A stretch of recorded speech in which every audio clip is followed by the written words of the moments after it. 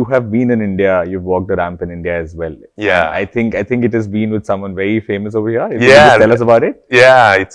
It was back in '96. I was then living in Paris, and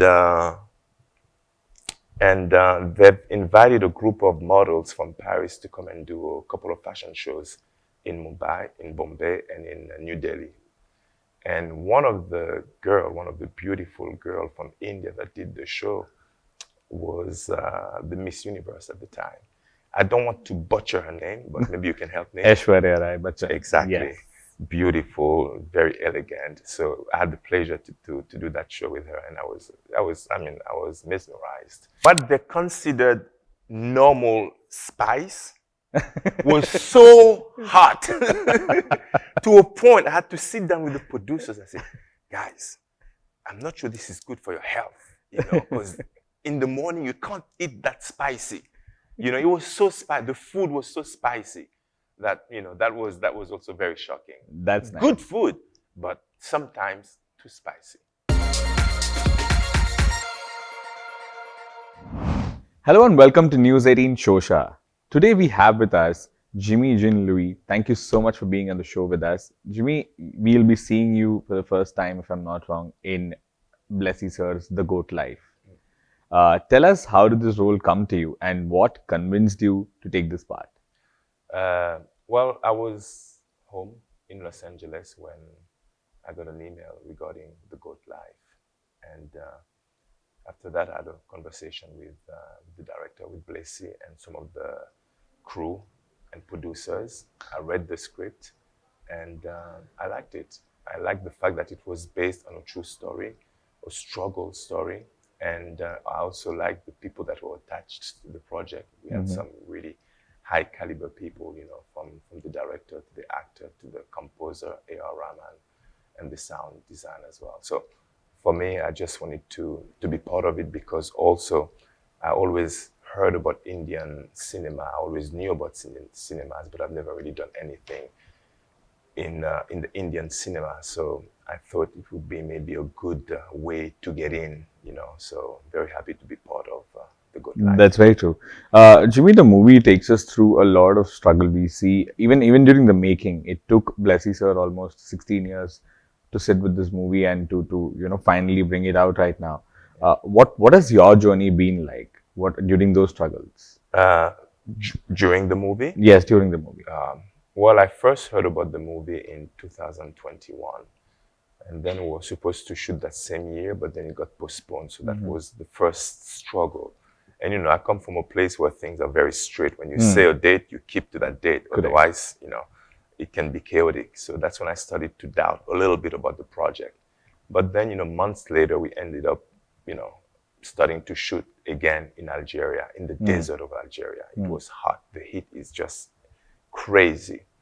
And then we had to face lots of wind.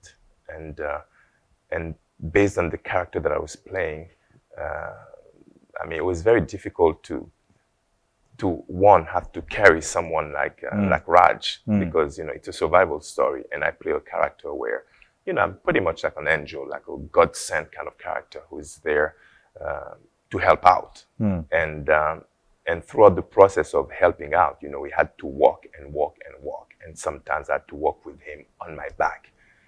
That was very difficult, knowing that we are in the middle of the desert, in the middle of the Sahara, in Timimoun, in Algeria. That was a struggle. I understand.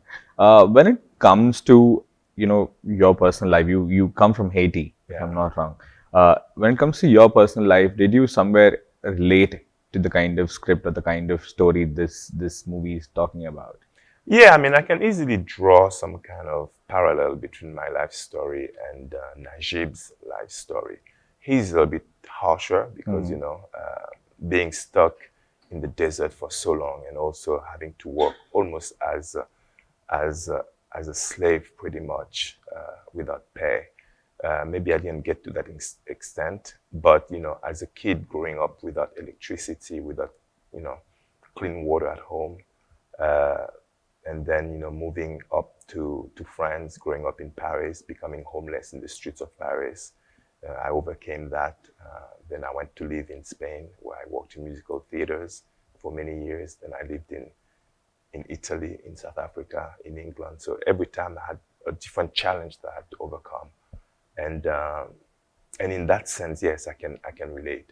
In my case, yes, I started from the very bottom, but I was lucky enough to go up the social classes and to be able to mingle with all type of people, from, as I say, maybe from homeless people to business people to politicians up to head of states, such as my wonderful meeting with Nelson Mandela in in in South Africa, which is a meeting that helped me structuring the rest of my life and career, because it gave me belief that I could do whatever I wanted to do. The fact that as a young adult I could sit down with someone like that, and the values he installed in my mind, I kept those, up until now, and they helped guiding my journey. Very true. Do you think that these kind of teachings, these kind of learnings in your life has shaped your character as well as helped you shape your character in this movie, get an arc? Yeah, definitely. There's no doubt. The good thing about having such a large life experience is that often I can draw the character that I have to play out of my own personal experience. So yes, from that aspect, yes. And also, what this character is about, a God sent kind of character, someone who is there to help without anything in return.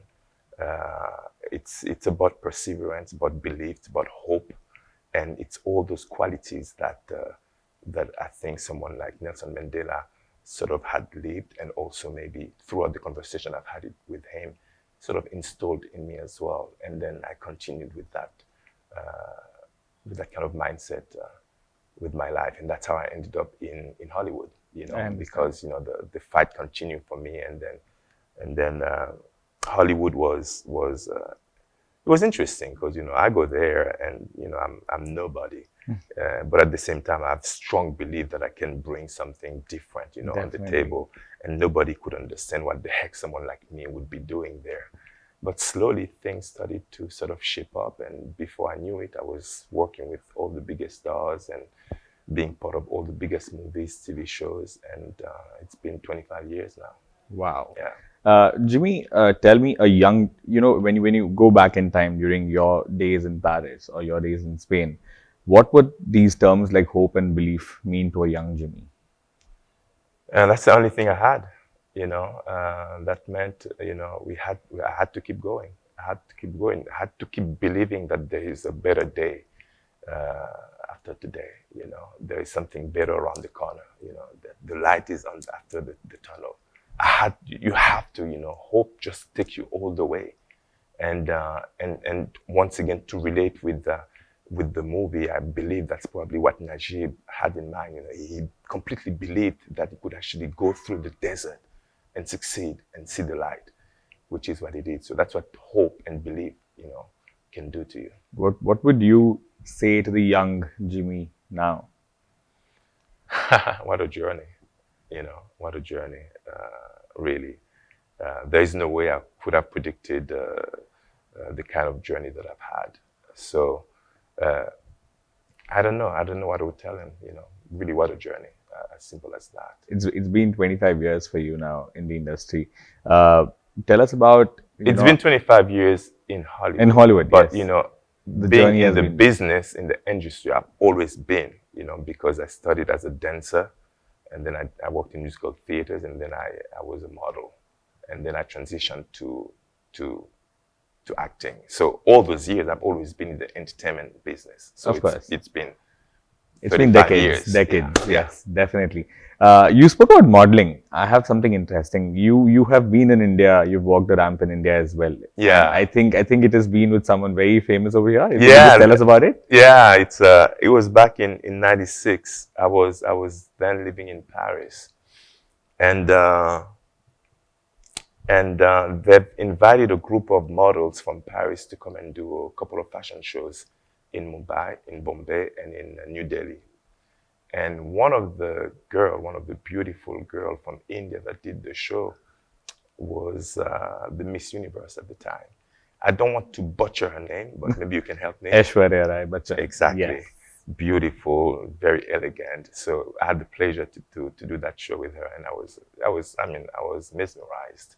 But keep in mind that you don't really know who she was. It's only afterwards, that I started to see more of her because she crossed over to Hollywood and she did quite a few things. But yeah, so that was an interesting story. That's so nice. that was my last time here in Bombay in '96. So I'm happy to be back here. That's amazing. You've seen a lot of changes in the city. Do you relate to it? It's big. It's big, man. People everywhere. I'm still trying to understand the city. That's very nice. Yeah, it's. I believe that there's a lot to do. It's a lot complex than it looks. So I don't know it enough to actually speak about it. Yeah. I understand. The Goat Life predominantly is a Malayalam movie. Yeah. And you've been with a lot of Malayalam cast throughout the journey of this movie. Yeah. Have you picked up a few Malayalam words? Not yet. Not yet, but definitely. I'm pretty sure. You tell me what has been the most funniest thing that Prithviraj must have told you. What happened with him? On set, keep in mind that this is my first time in Indian production. Correct. So, the culture, the society, everything is completely new to me. Mm-hmm. So, one of the funniest things that happened, which was maybe my first or second day on set, I'm speaking to the director and then to the producer. And then suddenly, we're in the middle of the desert, yeah. And then suddenly I see someone with a wave of people around him, like maybe 8 people with umbrella and everything. And as he's coming closer, I realize that it's Raj. I'm like, why? What's going on? Not Raj with him. Yeah, I'm like, what's going on here? And then I realized that that's just how it is. Yeah. It's how it is here, People are surrounded by all kind of helpers. And for me, I thought it was quite interesting to see that, I was just watching and trying to understand the whole thing. But it makes sense, when you have so many people in the country, you have to employ as many people as possible to do as much as they can. So it makes sense. It works for here. It wouldn't work over there for Los Angeles. No, it would be way too expensive. Number one. Okay. To have to employ all those people constantly. That's very true for every single thing. Yeah. Is there anything that, apart from this, is there anything that took you a little, I won't say aback, it would be a negative word, but a little bit of cultural shock in a positive way? What they considered normal spice was so hot to a point I had to sit down with the producers and say, guys, I'm not sure this is good for your health, because in the morning you can't eat that spicy. It was so spicy. The food was so spicy that, that was also very shocking. That's nice. Good food, but sometimes too spicy. Yeah? Yeah. Okay. But tell us about the journey that you've had with the cast. How was it shooting with them? How was it shooting with Blessy, sir? What were the instructions that you got from a director who has had amazing movies throughout his careers? Yeah. Tell us about the one message or the one liner that he gave you that put you into your character? Well, one thing with the director, with Blessy, is that he's a perfectionist. He knows exactly what he wants, and he knows how he's gonna get it as well. So we had a great conversation regarding the character I have to play. He laid it down to me. He really put in my mind that just imagine that you are God. Mm. You are God, and there's someone who's in need, and you need to help that person. So with that kind of message, I could understand what I needed to do with all the background research that I already did. But that definitely helped me have a clear direction in what I had to do. But yeah, he's a very patient man. Very precise on what he wants. So that's why we have some beautiful shots. Yeah. The shot had to be on on the minute. I mean, we had to wait a certain time. Everybody had to be ready at the same time. Correct. For like, so, you know, he goes after those very challenging shots, you know. So I like that about him. And the rest of the cast and crew, as I said, you know, what shocked me the most is the number of people that we had on set, you know. A lot of people, and also the fact that they would work nonstop. Nonstop, no break. I mean, how can you work like 7 days a week? It's, you know, that was new to me as well. I had to accept, you know, but that was extremely new to me. Usually I have like 2 days off, you know. I understand. Maybe one, depends if it's a small independent movie, but the normal studio movie, it's 2 days off. And there, you know, would work like 7 days nonstop. And those guys can work. And I mean, they were so good at, I mean, nobody complained. So that was great. But as far as the relationship with Raj, you know, I mean, you know, we had a great work relationship, you know, because it was a hectic kind of schedule. We had to work every day, and we were in every single scene together, you know. So that was good. That was a brilliant experience. Did you have to tell him anything after you picked him up and walked? No, I didn't have to tell him, but he knew that I was suffering. Because trust me, I didn't have to say anything. Sometimes he'll say cut himself because he knew how bad it was. No, I understand. I definitely understand. You know, you said that, you know, your character in the movie is like somebody who is God sent, who's an angel. Does kindness mean more to you now, or it has always been the same for you? I guess, you know, when you come from that kind of upbringing, it's normal for you to be kind because you know you're kind to the rest of the world. So I think somehow when you come in from an underprivileged kind of family, kindness is part of your traits, you know. So I think, you know, deep inside there's always been that in me, which is something maybe naturally people might be able to see on screen as well, beside the fact that I'm acting a role. But I think, you know, for every single role you play, there's also a big portion of yourself that is real. So, you know, hopefully we can see that. But I tend to believe, yeah, that, you know, I grew up in a family where respect of each other, where humanity was the number one priority, and not superficial or materialistic kind of goals, because we didn't have anything. All we had was ourselves. So that go a long way. And so yeah, so I don't know to what aspect, but maybe, you know, some of it was already there. Definitely. You spoke of humanity right now, and if you had to say something to your people back home right now with the current situation that's happening, if you had to say, if there's one message that you could give them right now, what would it be? Well, number one, it's a beautiful country, beautiful people. We have natural resources. We have beautiful beaches. We just have to get together and work with each other for a better Haiti. I understand that there is a lot at stake. We have a lot of superpower on top of Haiti as well. Everybody have their own goals. And that's probably one of the reasons why Haiti cannot move forward. We always have to remind people that Haiti is the first Black republic to fight and win their independence. Correct. Against Napoleon Bonaparte in 1804. Because of that, Haiti had to pay a debt to France, which completely killed the Haitian economy. So there is also a reason why Haiti is not doing well. It's not just because the people are corrupt.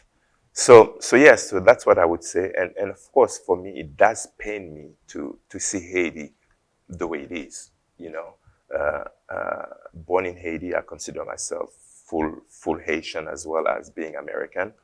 I'd love to be able to tell you, come and visit my country. Definitely. You know, because it's a beautiful country. But right now I can't, because it's completely chaotic. You know, it's being governed by I won't say gang leaders, because those guys are the people that they put up front, but you have people manipulating them in the back. And if you're knowledgeable, you might know who they are. I just hope that, talking about humanity, at one point people will prioritize the human condition versus what they can gain from a country. I understand. There's one thing I wanted to add, just because I think it was a nice addition. What is it? Tell me. It's just because I did the very last scene of the very last movie of Bruce Willis before he retired. I did like about 4 movies with him, and the last one was a movie we shot in Canada, in Vancouver, and after that last scene, of course, we all thought that we were going to see him again, doing the next movie, because we had a line of movie that we were going to do. And then, of course, a few weeks later, we all learned that, because of the disease, he had to retire. So I just wanted to say, how special that moment was for me, because I almost started my career in Hollywood with a movie with him as well. Correct. Tears of the Sun, that we shot in 2001, I believe, maybe 2002. And then to be able to sort of close his career in 2022, it was. It's a full circle. Yeah, it's like full circle, but completely full circle. So yeah, I thought that was, I just wanted to acknowledge that and all my prayers for him and the entire family. Great. On that note, and on the whole movie that we have made right now, on hope, let's hope that world is a better place. And on that note, thank you so much for your time, Jimmy. Yes, thank it was you very nice much. meeting you. Yes, Thank pleasure. you so Nice much. one.